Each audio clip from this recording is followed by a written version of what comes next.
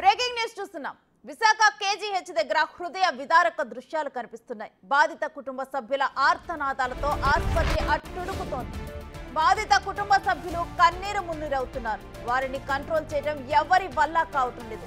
బాధిత కుటుంబ సభ్యుల బాధ కన్నీళ్లను తెప్పిస్తున్నాయి. కనీసం మృతదేహాలను సైతం చూసేందుకు అనుమతి ఇవ్వటం లేదని బాధితులు ఆవేదన వ్యక్తం చేస్తున్నారు.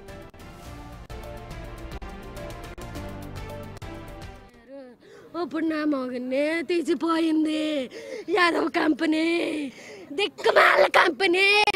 నాశనం అయిపోను. మమ్మల్ని ఎవరు చూస్తారు?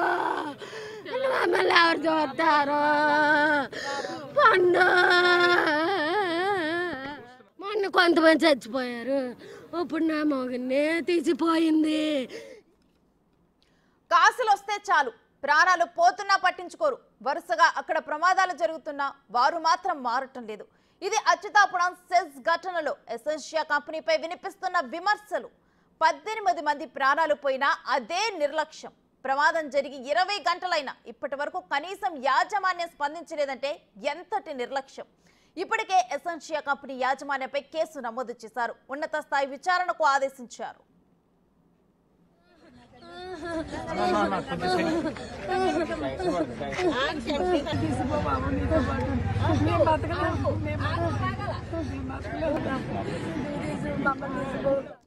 హోంమంత్రి అనిత స్వయంగా కంపెనీ యాజమాన్యానికి ఫోన్ చేసినా నో రెస్పాన్స్. మెసేజ్ పెట్టినా కూడా సమాధానం ఇవ్వలేదు.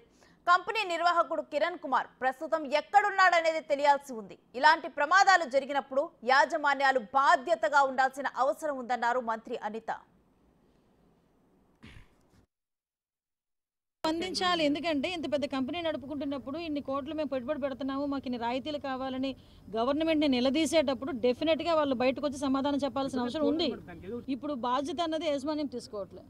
ఈ రోజు ఇప్పుడు నమ్ముతారా, లోపలికి వెళ్తే అందరూ పోలీస్ అధికారులు, రెవెన్యూ అధికారులు, పొలిటీషియన్స్ మేము ఉన్నాం. కానీ ఆ ఆఫీస్కి సంబంధించిన వాళ్ళు 4-5 కనిపించారు. విషయం ఏంటంటే వీళ్ళకి ప్రతి ఒక్కరితోనే దొంగవేనంట. ఇప్పుడు ఎవరు మేనేజ్ చేస్తున్నారు? వాళ్ళు ఫోన్ స్విచ్ ఆఫ్ అండి. నేను ఫోన్ చేశాను, కిరణ్ అంట, కిరణ్ రెడ్డి. నేను ఫోన్ చేశాను, కిరణ్ అనే వ్యక్తికి నేను ఫోన్ చేశాను, వాట్సాప్ కాల్ చేశాను, నార్మల్ కాల్ చేశాను, వాట్సాప్ మెసేజ్ పెట్టాను, నార్మల్ మెసేజ్ పెట్టాను. ఒకసారి రింగ్ అయింది, లిఫ్ట్ చేయలేదు. తర్వాత స్విచ్ ఆఫ్.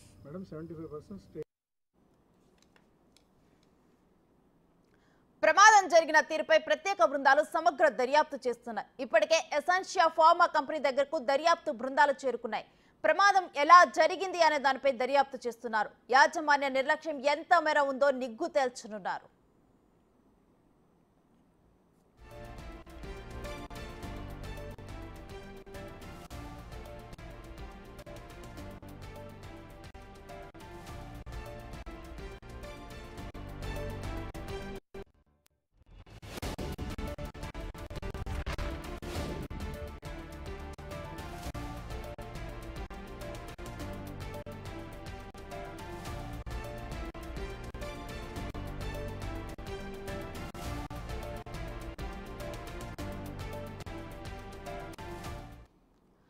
ఒకవైపు గుండెలు అవిసేలా కూడా బాధితులు రోధిస్తున్నారు. అయితే కేజీహెచ్ వద్దైతే ప్రజెంట్ మా ప్రతినిధి నాయుడు ఉన్నారు. అదేవిధంగా మరోవైపు కుటుంబాలు అటు చంద్రబాబు పర్యటన ఉంటుందని చెప్పి కొంతమంది అక్కడే వెయిట్ చేస్తూ ఉన్నారు. ఎందుకంటే యాజమాన్యం ఇంకా స్పందించలేదు. అక్కడ పరిస్థితి ఏంటో కూడా తెలుసుకునేందుకు అక్కడ మా ప్రతినిధి రాజు ఉన్నారు. సో వీరిద్దరితో కూడా ఇంటరాక్ట్ అవుదాం. అసలు ప్రస్తుత పరిస్థితి ఏంటి అచ్యుతాపురం ఘటనలో అనేది తెలుసుకుందాం.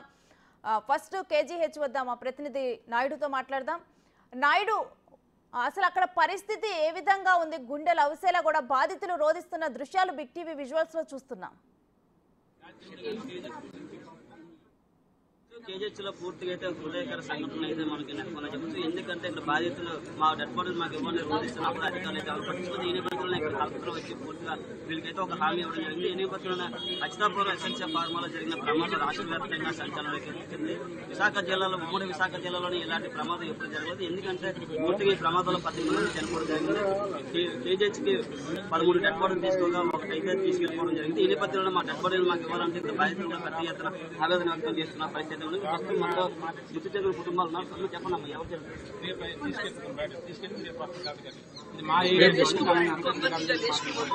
సీనియర్ ఎగ్జిక్యూటివ్ గా చేస్తున్నాను.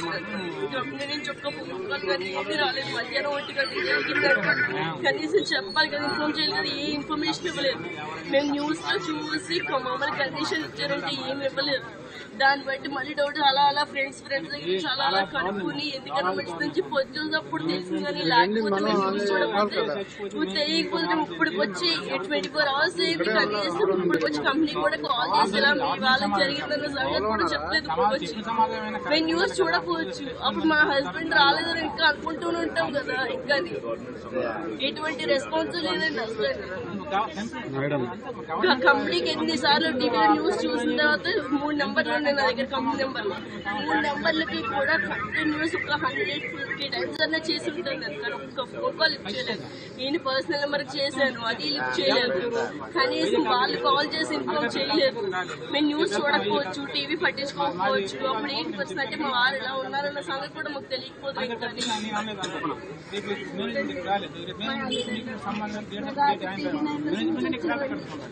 ఎవరు ఏం చేయలేదు, ఎవరు ఫోన్ అలా మా దాకా తెలియదు. ఎవరు కూడా ఫోన్ చేసి ఇలా మీ ఊళ్ళో మా ఫోన్ నెంబర్ ఉంది, మేము చేసాం, ఇలా యాక్సిడెంట్ అయిందని ఒక ఫోన్ కూడా చేయలేదు. మేము చేసినా ఎత్తలేదండి.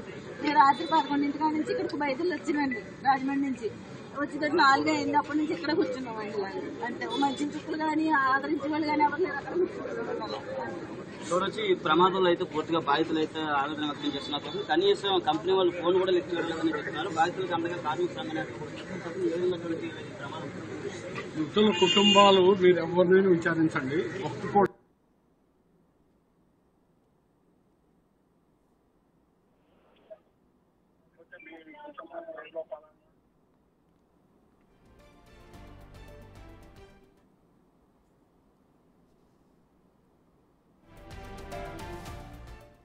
నాయుడు, ప్రెజెంట్ మీ దగ్గర సిగ్నల్ సరిగ్గా లేనట్లున్నాయి. అయితే ఫార్మా కంపెనీ వద్ద మన ప్రతినిధి రాజు ఉన్నారు, వారితో కూడా మాట్లాడదాం. అసలు అక్కడ సిచ్యువేషన్ ఏంటనేది తెలుసుకుందాం. రాజు, ప్రస్తుతం ఫార్మా కంపెనీ వద్ద ఎటువంటి సిచ్యువేషన్ కనిపిస్తుంది?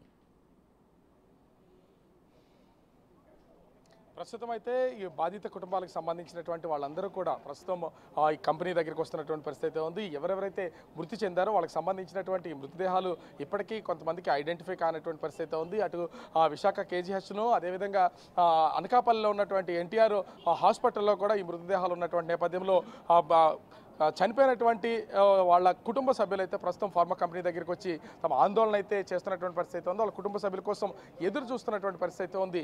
ఎక్కడ చూసినా కూడా మరి కొద్దిసేపట్లో సీఎం చంద్రబాబు అటు మెడికవర్ హాస్పిటల్కి వచ్చి అక్కడి నుంచి ఈ ప్లేస్కి వచ్చే అవకాశం ఉన్నటువంటి నేపథ్యంలో పోలీసులు కూడా భారీ బందోబస్తు ఏర్పాటు చేసినటువంటి పరిస్థితి ఉంది. ముఖ్యంగా 125B కింద 3 సెక్షన్ల కింద ప్రస్తుతం అయితే కేసు నమోదు చేశారు. ఈ కేసుకు సంబంధించి మనం ముఖ్యంగా చూస్తే ఇది అత్యంత సాధారణ ఏదైనా ప్రమాదం జరిగినప్పుడు ఆ ప్రమాదం మీద బాధితుల తరపున పెట్టే ఒక సర్వసాధారణమైనటువంటి సెక్షన్లతో కేసు నమోదు చేసినటువంటి పని అయితే ఉంది. ఆ సెక్షన్లకు సంబంధించి ఎందుకంటే తర్వాత ఎంక్వైరీ వచ్చేసే అవకాశం అయితే కనిపిస్తుంది.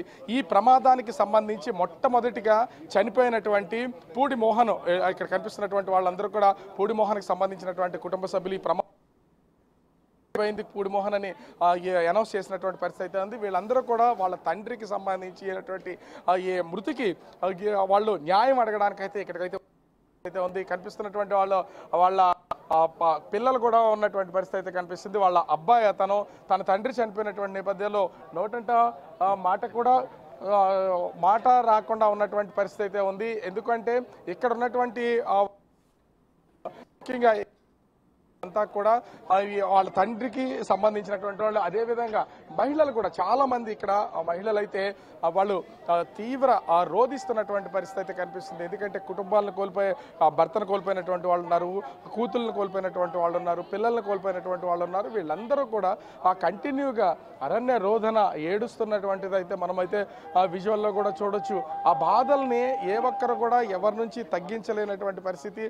కుటుంబ సభ్యులందరూ కూడా చనిపోయినటువంటి నేపథ్యంలో ప్రతి ఒక్కరి కళ్ళల్లో కూడా కన్నీటి ఆ ఛాయలో కనిపిస్తున్నటువంటిది. ఎందుకంటే ప్రతి కుటుంబంలోనూ చనిపోయినటువంటి 17 మంది, అంటే అఫీషియల్గా నిన్నటి వరకు 17 మంది చనిపోయారు. ఈరోజు చికిత్స పొందుతూ విశాఖలో చికిత్స పొందుతున్నటువంటి మరొక వ్యక్తి చనిపోయారు అనేది ఒక సమాచారం అయితే అందుతుంది. మొత్తం 18 మంది చనిపోయినట్లుగా తెలుస్తుంది. ఈ నేపథ్యంలోనే కుటుంబ సభ్యులందరూ కూడా ఇక్కడ ప్రస్తుతం అయితే రోధిస్తున్నారు. వాళ్ళకి వాళ్ళ చావులకు సంబంధించి, వాళ్ళ మృతి చెందడానికి, ప్రమాదానికి సంబంధించి న్యాయం కావాలంటూ వీళ్ళందరూ కూడా రోధిస్తున్నటువంటిది అయితే మనం విజువల్లో కూడా చూడొచ్చు. ముఖ్యంగా చూస్తే ఈ చనిపోయినటువంటి వాళ్ళకి బంధువులందరికీ కూడా వాళ్ళ మృతదేహాలు ఇప్పటి వరకు అప్పగించినటువంటి నేపథ్యం, వాళ్ళని చూడకుండా ఉన్నటువంటి నేపథ్యం అయితే కనిపిస్తుంది. ఈ నేపథ్యంలో వీళ్ళందరూ కూడా ప్రస్తుతం వాళ్ళ కుటుంబ చనిపోయినటువంటి వాళ్ళ బంధువుల కోసం, ముఖ్యంగా ఆ పిల్లల్ని కోల్పోయినటువంటి ఆడపిల్లల్ని కోల్పోయినటువంటి వాళ్ళు ఉన్నారు.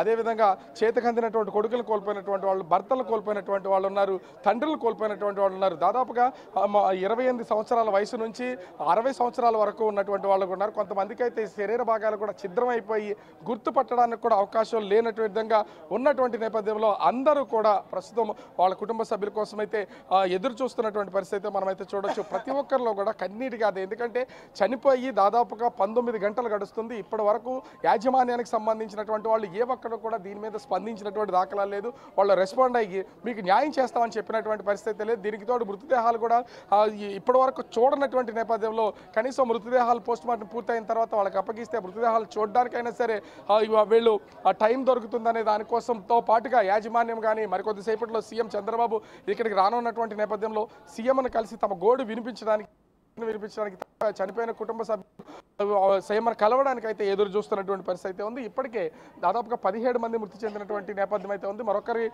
ఇంకా అంటే అఫీషియల్గా అనౌన్స్ చేయాల్సినటువంటి పరిస్థితి ఉంది. మొత్తం 18 మందికి సంబంధించినటువంటి కుటుంబ సభ్యులు ఇక్కడ కాదు, ఉద్యోగాల రీత్యా వీళ్ళందరూ కూడా ఇక్కడ పనిచేస్తున్న వీళ్ళ కుటుంబ సభ్యులు, బంధువులు అటు విశాఖపట్నం, ఇటు అనకాపల్లి, తుని, రాజమండ్రి ఇలా వివిధ ప్లేసెస్లో వాళ్ళు అయితే ఉన్నటువంటి పరిస్థితి అయితే కనిపిస్తుంది. ఈ నేపథ్యంలోనే వీళ్ళంతా కూడా అంటే మీకు సంబంధించి ఎవరున్నారమ్మా అసలు ఇక్కడికి వచ్చి ఉన్నారు కదా, ఎవరున్నారు మీ కుటుంబానికి సంబంధించినటువంటి? మా తమ్ముడు.